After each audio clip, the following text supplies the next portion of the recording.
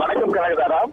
கடலூர் ஒன்றியம் வெள்ளக்கரை ஊராட்சிக்குட்பட்ட மலையடிக்குப்பம், கொடுக்கன்பாளையம், பெத்தாங்குப்பம் உள்ளிட்ட கிராமங்கள்ல சுமார் 500க்கும் மேற்பட்ட குடும்பங்கள் அந்த இடத்துல வசித்து வராங்க. இவங்க பாத்தீங்கன்னா அந்த பகுதியில கடந்த டிசம்பர் மாதம் 19ஆம் தேதி அரசு இடத்தை ஆக்கிரமிப்பு செய்துள்ளதாக அவர்களை 15 நாட்களுக்குள் ஆக்கிரமிப்புகளை அகற்ற வேண்டும் என அந்த பகுதியில் இருக்கக்கூடிய மக்களுக்கு வருவாய்த்துறை சார்பாக நோட்டீஸ் அளித்ததாக கூறப்படுகிறது.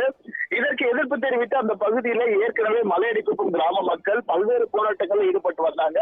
இதனைத் தொடர்ந்து அந்த இடத்துல 100 ஆண்டுகளுக்கு மேலாக வசித்து வரும் தங்களுக்கு பட்டா வழங்க வேண்டும் என்ற கோரிக்கையும் அவர்கள் அளித்து வந்தனர். அது மட்டுமின்றி அங்கு சுமார் 150 பேரின் வீடுகள் மற்றும் அதே போல முந்திரி பயிர்கள் உள்ளிட்ட அந்த இடங்கள் கூட ஆக்கிரமிப்பில் இருப்பதாகவும் அதனை அகற்றப்படும் என அதிகாரிகள் தெரிவித்தனர்.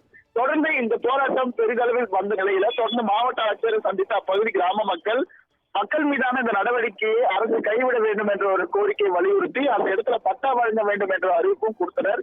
ஆனாலும் இந்த நிலையில அந்த போராட்டம் தொடர்ந்து நடைபெற்று வருவதையாகட்டும், இன்று காலையில அந்த பகுதியில வருவாய்த்துறை உள்ளிட்ட அதிகாரிகள் அந்த இடத்துல ஆக்கிரமிப்பை அகற்றுவதற்காக அங்கு சென்றனர்.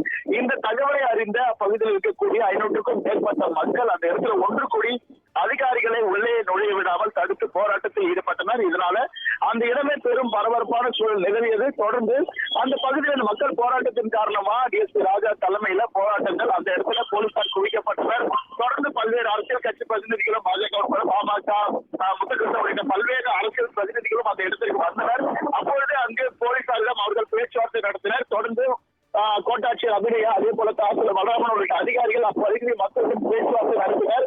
ஆனாலும் பேச்சுவார்த்தைக்கு உடன்பாடு எட்டப்படாதன் காரணமாக தொடர்ந்து அந்த பகுதியில பல்வேறு கோஷங்கள் எழுப்பப்பட்டு போராட்டம் நடத்தப்பட்டது.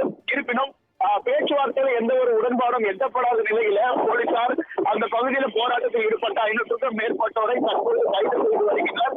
இதன் காரணமா அந்த பகுதியில தற்பொழுது பரபரப்பான சூழல் நிலவி வருகிறது. கலைஞர்